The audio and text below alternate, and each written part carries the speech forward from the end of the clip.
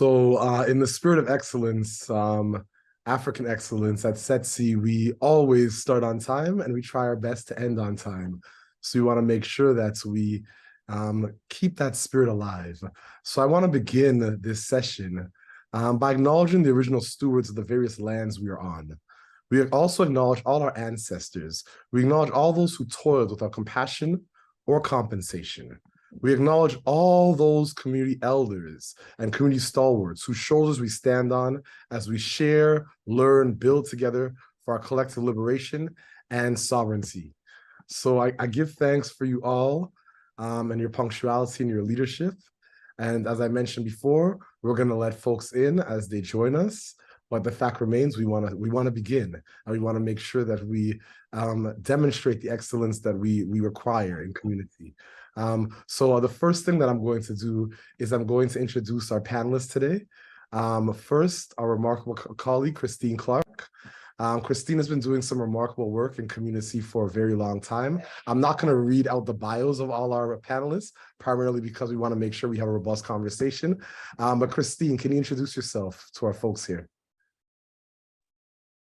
Thanks, Victor. I'm Christine Clark. My pronouns are she, her, and I am the co-founder of Freedom Dreams Cooperative Education. And we are a knowledge hub and co-op development service.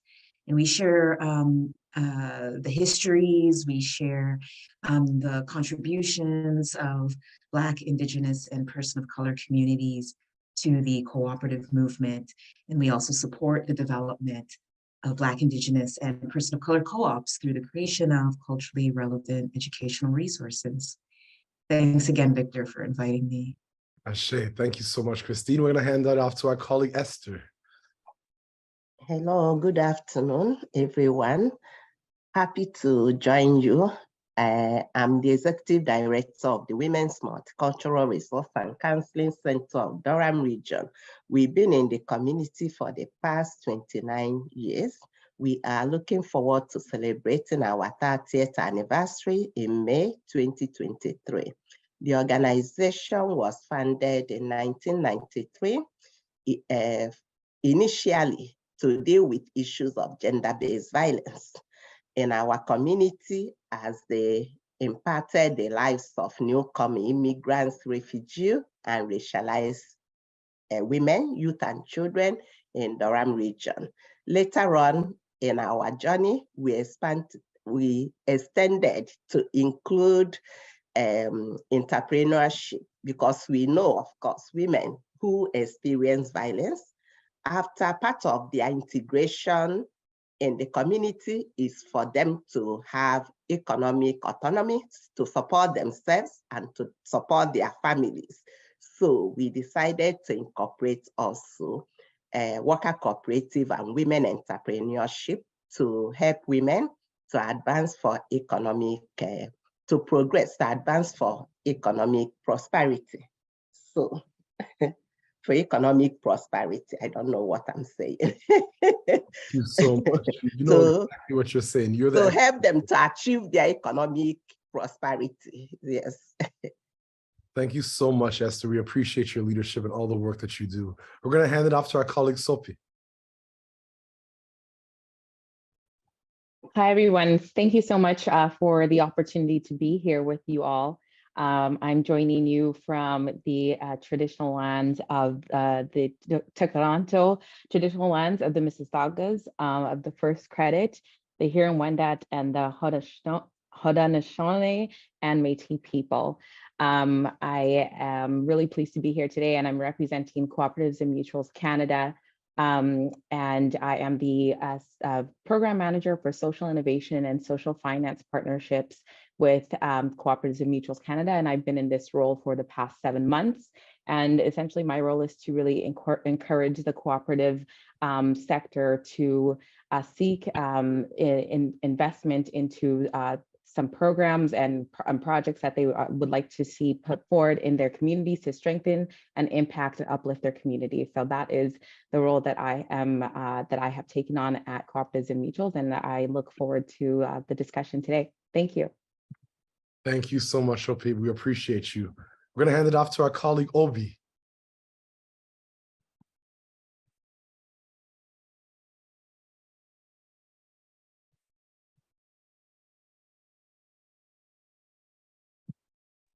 Obi, you're muted.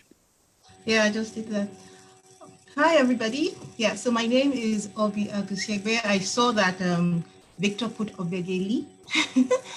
That's my name, that's the full name from Obi. That's the full name of Obegi. That's the full name of Obi. Even though my parents do call me Obi, they all call me Obi, but Obegeli actually means someone that came into this world in time of plenty, right?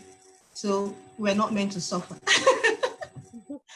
Okay, so I have over 20 years in environmental management and sustainability consulting. I wear multiple hats. I wear multiple hats, I'll say. So I am co-founder and vice president of Black Women Professional Worker Co-op. I'm also the founder and CEO of Environment Focus Incorporated, and also founder of Sustainable Community Aid Network. I've been working cooperatively since I started, like forever, right? Because when you're dealing with environmental issues, you cannot work alone. You always have to work with people. Otherwise, you're not doing what you're supposed to do, because the environment is an ecosystem. So I've always worked in an ecosystem type of way from the very beginning, and even the way in terms of the education, in terms of experience. So I'm very happy to be here representing the Black Women Worker Co-op, Black Women Professional Worker Co-op, Environment Focus, and SCAN, because with the Black Women Worker Co-op, it's an umbrella for all Black women and what they bring to the table. So really, my mission really is to create and implement innovative programs that ensures that the environment, the people's well-being are given the same consideration as the need for business to be profitable. So in terms of the cooperative space, I live by it, I walk by it, and it's something that I'm very passionate about. And I'm very, very happy to be here. Thank you. No, thank you. We appreciate you and all the lived experience that you bring to this conversation. Thank you so much. And we're going to hand it off last but not least to our colleague, Juliet. Hi, everyone. My name is Juliet Kego Umonido, and I'm here representing the Black Women Professional Worker Co-op and also the Whole Woman Network, which is an informal cooperative. So basically with the Black Women Professional Worker Co-op, we work with women specifically in the food space to take their products from kitchen to retail, the bigger chains. And one of the things that we also do is that we create a cooperative partnership between women in the global north and then women in the global south, so countries like Nigeria, Rwanda, Ghana specifically. And with the Whole Woman Network, we've run a culturally attuned, like something we're really proud of, and trauma-informed financial literacy program since 2010, reached thousands of people, and now we're incorporating the ROSCA model into this and creating partnerships with organizations like MIQ and some academics. So we're really happy about that direction for financial literacy that speaks to our community and shows us clear results. So really great to be here and looking forward to the conversation. Thank you. Thank you so much. It's funny because there's only one colleague that I wanted here, but the timing wouldn't work. It's our colleague Wunmi from Blooming Ladies Co-op. But when I think about the cooperative ecosystem, and I think about co-ops in general, the first thing that comes to mind is Black women. And the fact that the first cooperative models were around childcare, around grocery, around food, around land, around agriculture. And it was led by Black women since time immemorial. And years ago, I had a conversation with my good colleague, Daniel Burnett, specifically around his database and the amount of Black co-ops within the country. And I can tell you, he's done remarkable work over the past few years, actually doing the ecosystem excavation and mapping around Black co-ops in Canada. My first question to you, Christine, is, and this aligns with just our conference in general, it seems like folks are so interested in impact investing. We just left a conversation with 48 people on an early Saturday morning. Folks are interested in capital in interesting ways and capitalism. But when it comes to cooperative economics, it seems like the federal government, the provincial governments, municipalities, even communities don't recognize the power of the cooperative principles. So I wanted to hear from you in terms of Freedom Dreams Co-op, how do you hold dear the principles of cooperatives? Thanks for that great question, Victor. How we hold dear the principles of cooperatives. Well, first, it's what you just mentioned, is recognizing that we're standing on the shoulders of those Black women who are doing this work, and I'm surrounded by them in this panel, and have done that work because Freedom Dreams actually came out of me being inspired by Fannie Lou Hamer, who was a civil rights activist, a politician, a farmer in the US, and started the Freedom Farm Cooperative as a way to ensure, Black, food, like Black food sovereignty, land access, etc. And so just telling the story of the cooperative movement, through our contributions and the ways that we've used the co-op principles or the co-op movement, not just as an economic tool, but as a tool to survive white supremacy, white violence, and sabotage, and then move toward thriving. So the cooperative principles, yes, there's a very certain set of 7 principles, but underlying that is the ways that we use this model to survive, to resist, and then to thrive. And that underpins what we do at Freedom Dreams when we produce educational content, because that's the bridge. We're still fighting that fight today. And in order to make that relevant to our communities, it's knowing that this is how we use that cooperative tool, as well as the joyful ways that we use that tool in terms of building social bonds, strengthening family bonds, strengthening communal bonds. And so that is what those co-op principles, that's how it just interweaves itself throughout our work. Thank you so much for all those actionable insights, your brilliance, guidance, and wisdom as always, Christine. Thank you. And when you bring up Fannie Lou Hamer, I think of Dr. Jessica Gordon-Nemhard and her book, Collective Courage. I think of the work that Dr. Carolyn Shanez Hussein is doing, and so many other Black women in academia that are doing some of the research that informs practice, and those on the ground. So my next question is specifically to you, Juliet. In terms of the work that your organization is facilitating, what are some of the ways that you're amplifying the cooperative movements and cooperative economics within Canada and internationally? Thank you so much for that question. I think, and I love that you paid homage to these women, especially those in the academic field, Dr. Jessica, Dr.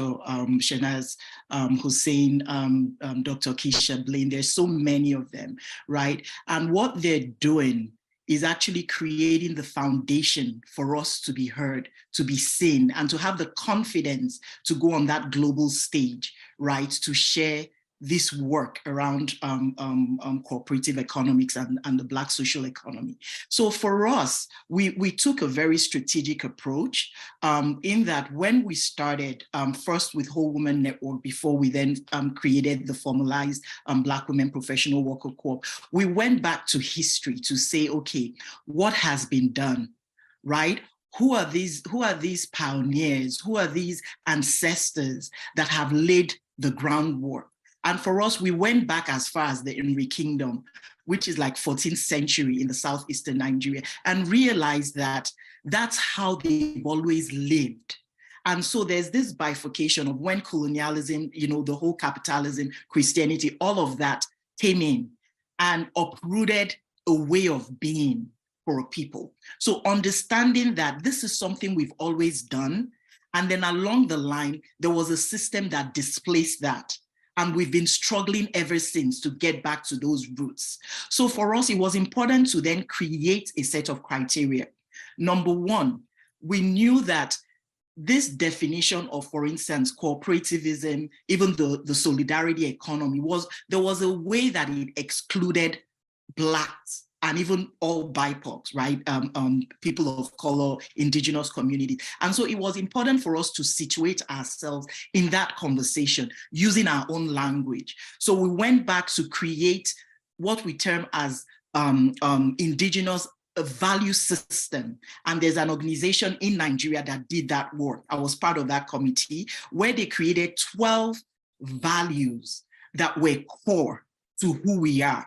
And it was interesting that in our research, we looked at the values around Kwanzaa, for instance, done by, again, another academic in the US, and saw the intersection. So the 7 values of Kwanzaa were already in the 12 values that we discovered from centuries ago, right? And from there, we went on to this conversation around ESG. How do we bring it in?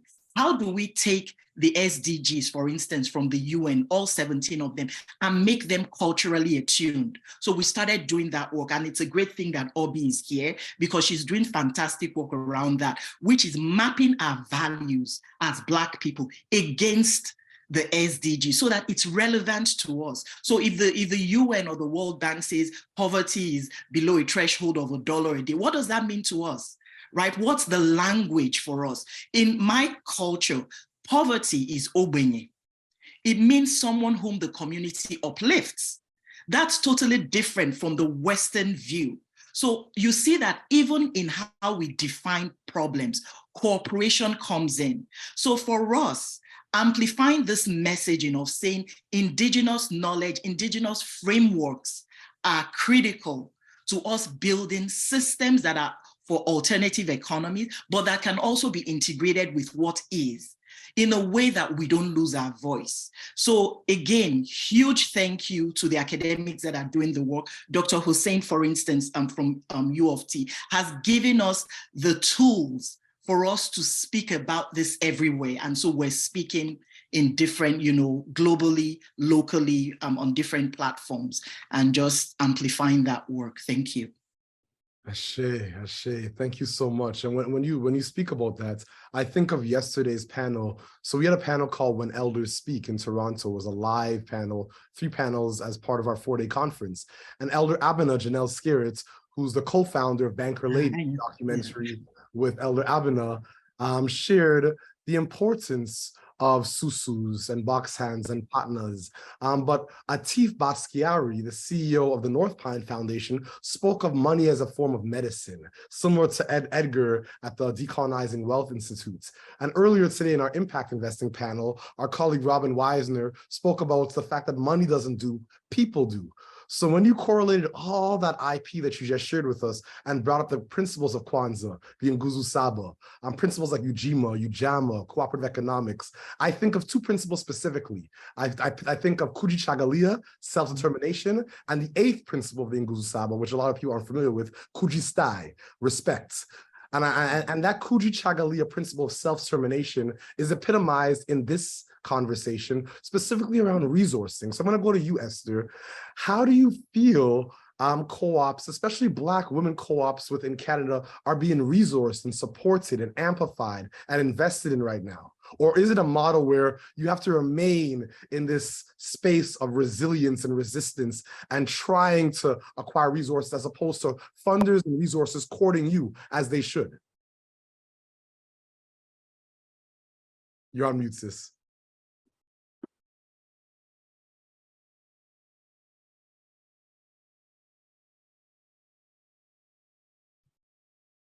Well, as we all know, Black women are talented. When you look at our ancestors from Africa, from Caribbean, they got these skills. These women, they might be mothers of 10. They might not have the formal skill like women of today have, but they manage to maintain their family. They manage to feed their children. They manage to clothe them. They manage to still send them to school and provide them with the basic life necessities. So those women, when they come to Canada, they bring with them those skills. But systemic, nobody recognizes these women brought with them from their countries of origin. So it is about time institutions like us, organizations, help those women, help to amplify their skills, help them to achieve their goals and what they want to achieve with cooperative. So WMRCC developed 7 cooperatives 3 years ago through the grants we received from Ontario Trillium Foundation. And majority of those cooperatives are owned by Black women. Black women from Africa, the continent, Black women from the Caribbean. And also some of these co-ops are also owned by racialized women, women from Southeast Asia, women from the Middle East, and South Asian women. So we help them because these women, they have skills. They used to run their businesses. They used to sew. They used to do different things. They have the skills. But in Canada, they couldn't know. They didn't know how to use those skills. And running these cooperative projects encourage them to get into partnership with each other so that so that those skills can be amplified. With the cooperative we developed, we were able to develop 7 cooperative groups within 2 years. And those cooperatives are in Interpreters and Translations Platform Cooperative Inc. Is one of the cooperative we developed. And another one is Cleaners Cooperative of Ontario. And another one is Harmony Creation Sewing Cooperative. And another one is Kumba Child Care Cooperative. And this Kumba Child Care Cooperative is using Afrocentric approach of child care for this cooperative group. That's why the name is Kumba. It tells a lot.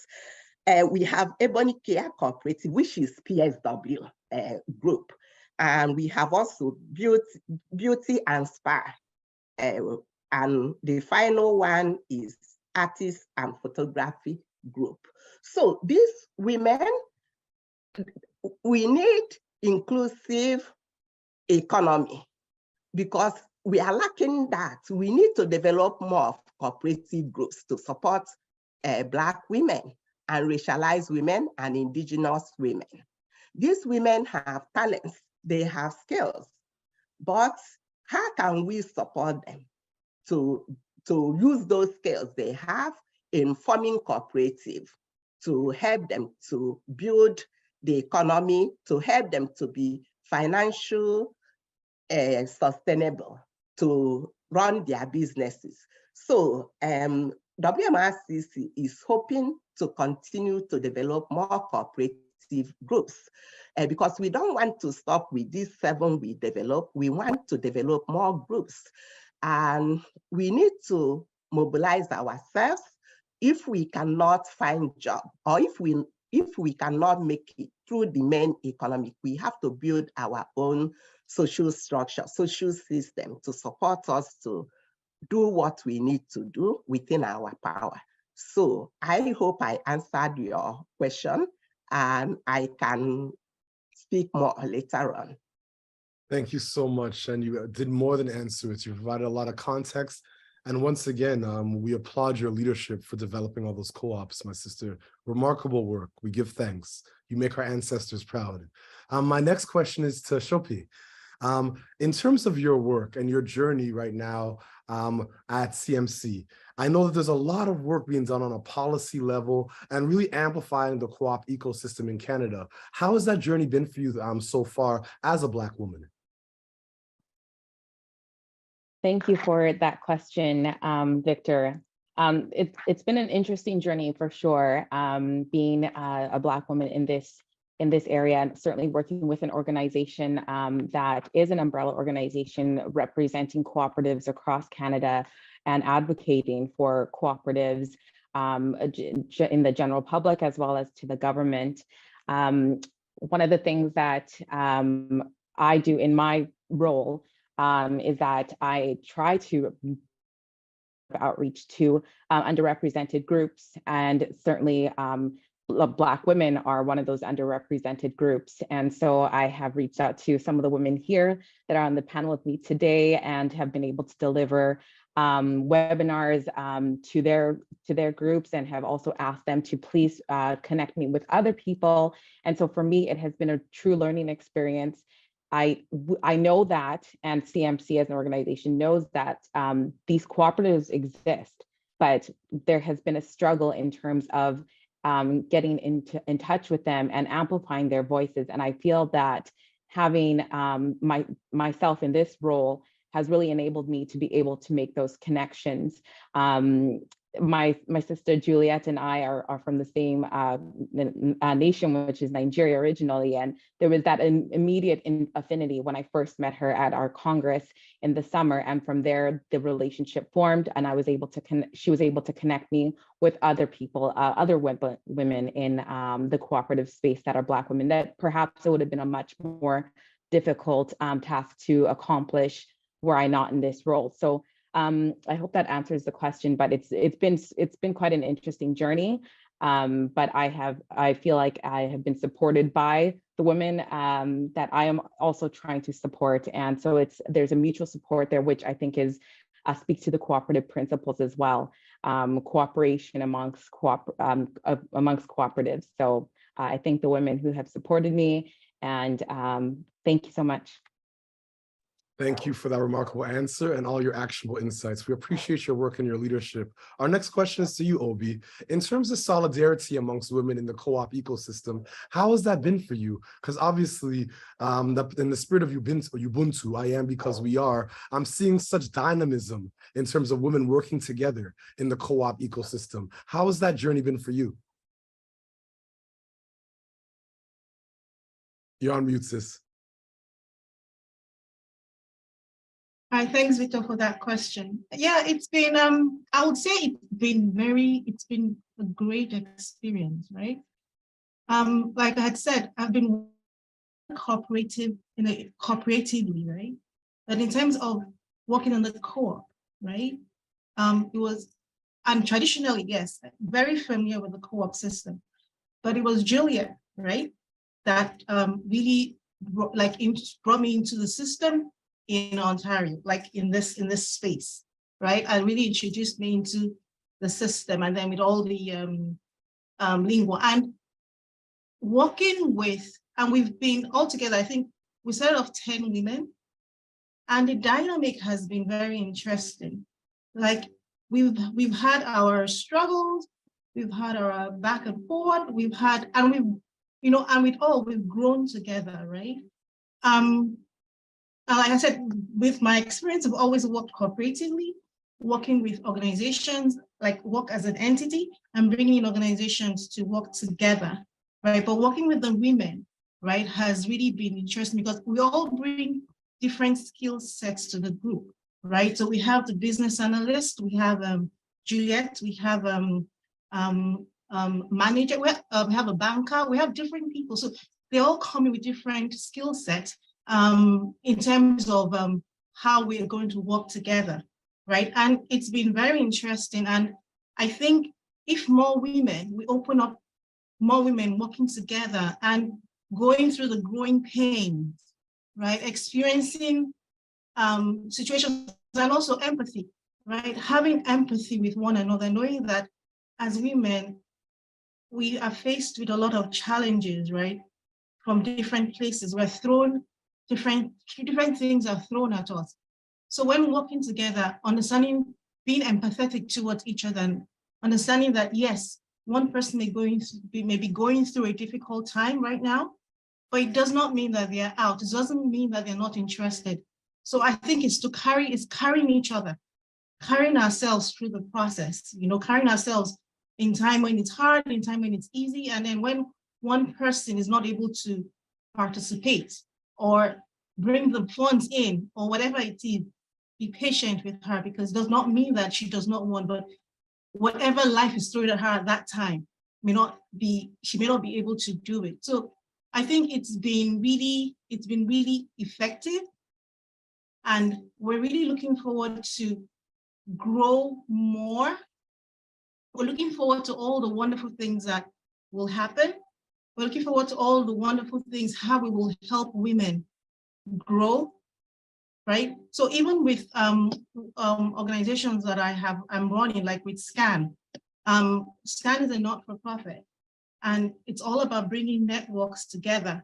So with SCAN, we have brought in a lot, we're working with a lot of entrepreneurs, right?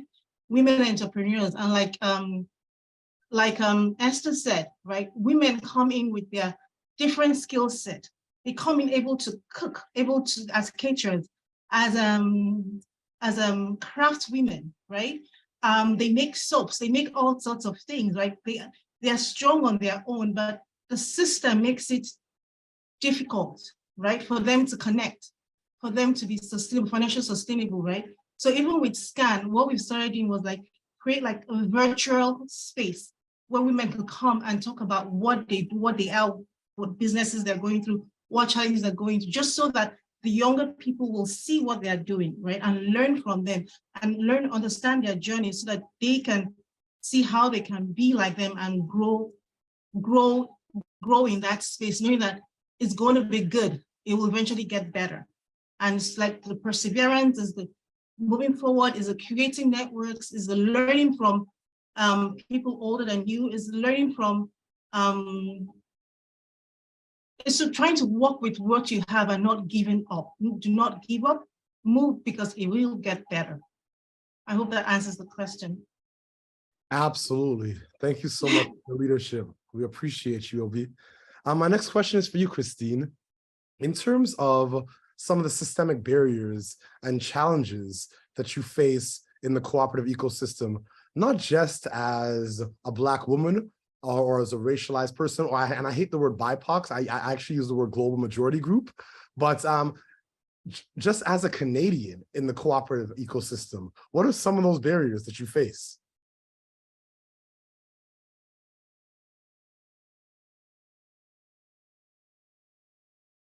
Thanks, Victor. So what are the barriers that I face within the Canadian cooperative ecosystem?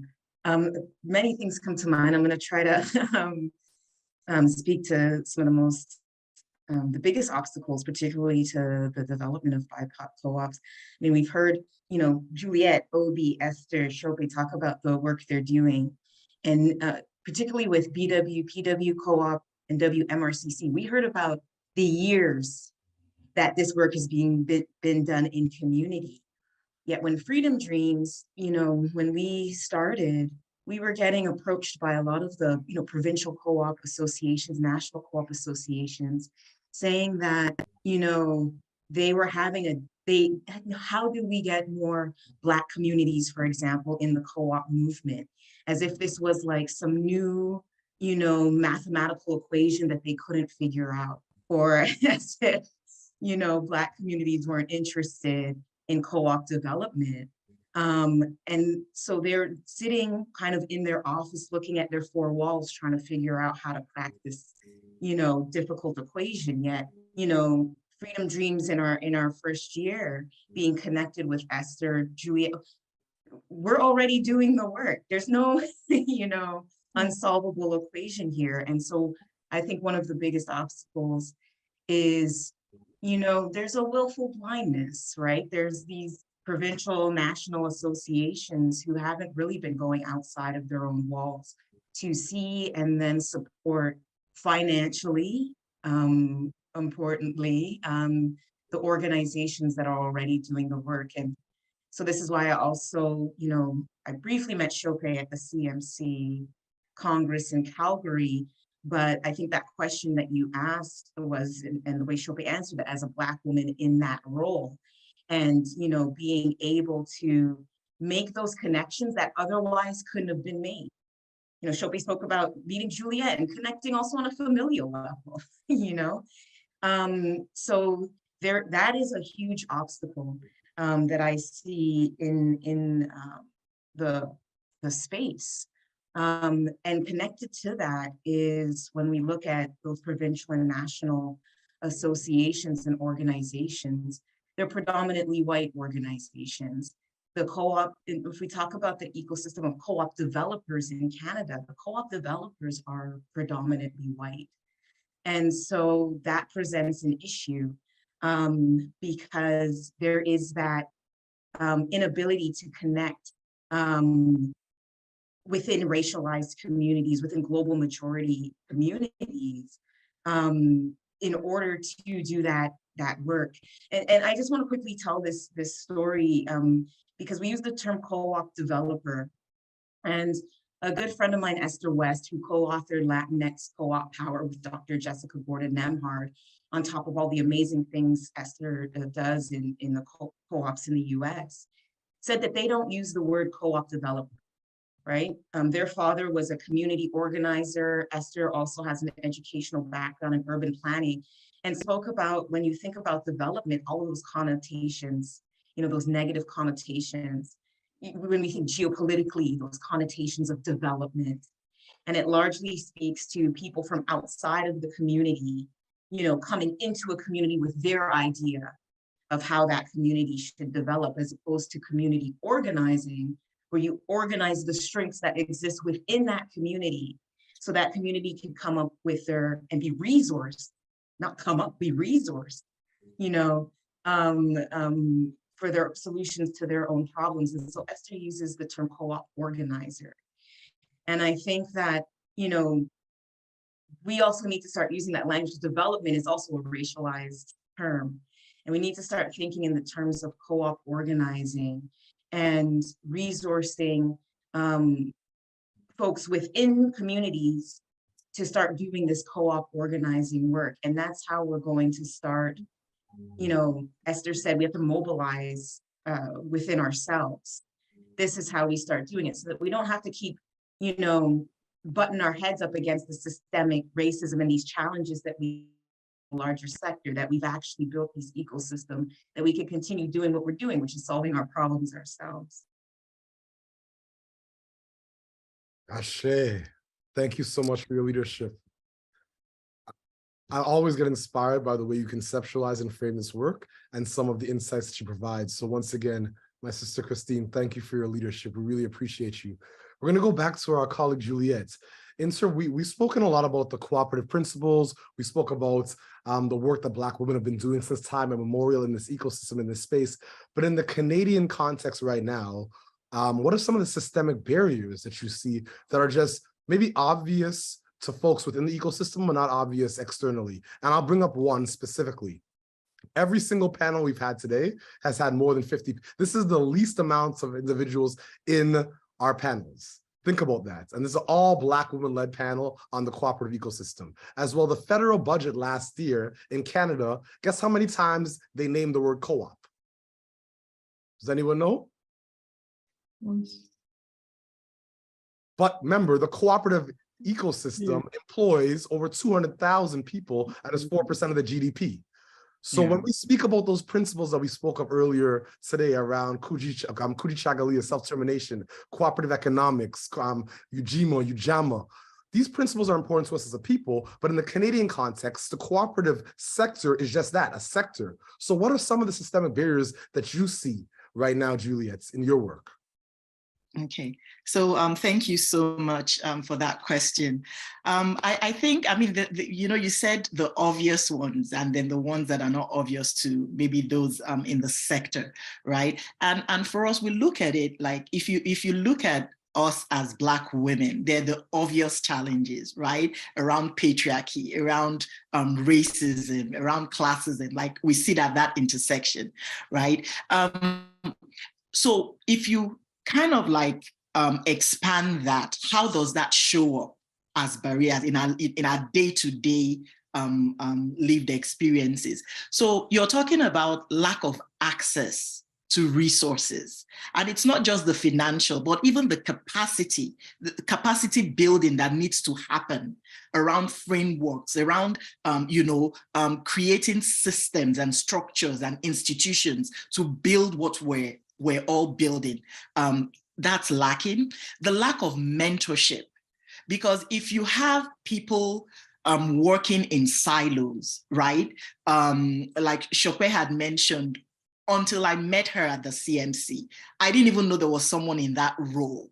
And it was such a relief. Like when we connected, all the other racialized people in that, it was just to heave that sigh of, oh, there's a safe space for us to speak to the issues, because otherwise we're listening to panels talking about how they were addressing poverty in racialized communities and all of that. And the questions I had asked them is, how are you tracking this?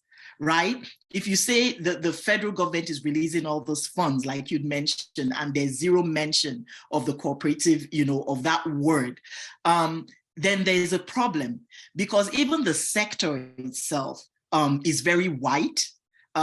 Christine had mentioned, for co-op developers or co-op organizers, for want of a better word, it's also very white. Like if you go on the website, it's just, you're like, whoa. So for us, the issue of even having people in the sector, in that space, to build the capacity. So we look at the challenges and we look at it right away. What do we need to do? Like what Christine and Susanna, Freedom Dreams, what they're doing. How do we resource the work that they're doing so that we can have more organizers, more co-op organizers, a pipeline that's been built, right? How do we do that? How do we speak to policy? So again, you look at the work that people like Dr. Shanaz Hussein is doing around interfacing with the institution at the policy level to say, how do we bring, Black cooperatives into the picture? Another huge challenge is this idea of the capitalist model, which is very formalized. And for Black people, we operate predominantly in the informal sector. Right? And so there's this dichotomy where what is informal is looked down upon, because the metrics, what you're using to measure it doesn't, there's no alignment.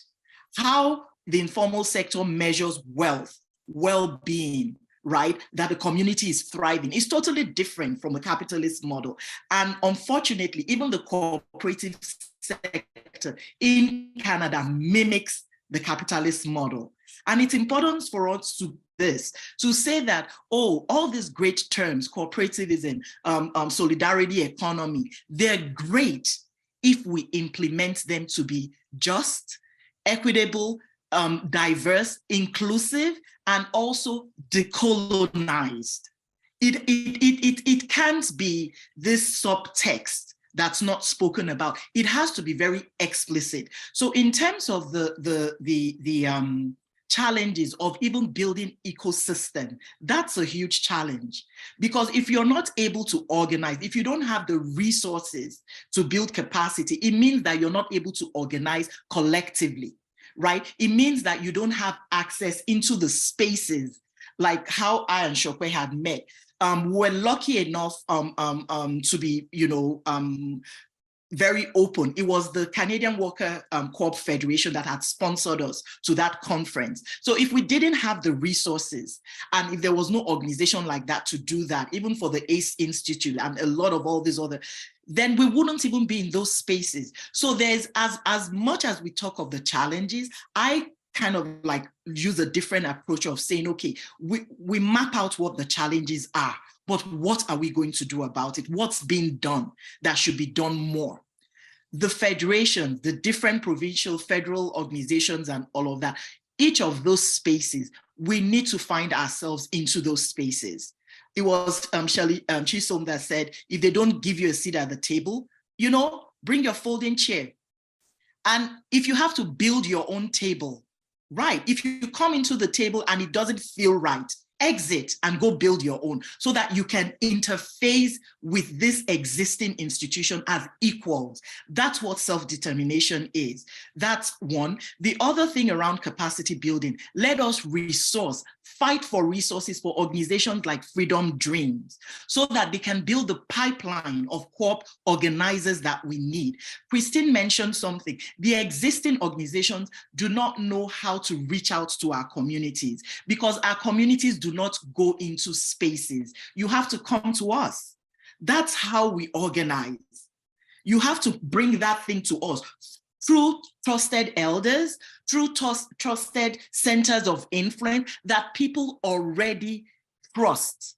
And that's Kwanzaa principles, right? You can't just say, oh, the Federation or the Ontario Co-op Association is doing something and you expect Black people to come in. There's already a lack of trust because of the history. And it's not a lack of trust that's just arbitrary. It is based on our lived experience. So how do we educate, these institutions, from the federal governments to the provincial to the, all other institutions, to say, this is how you reach our communities?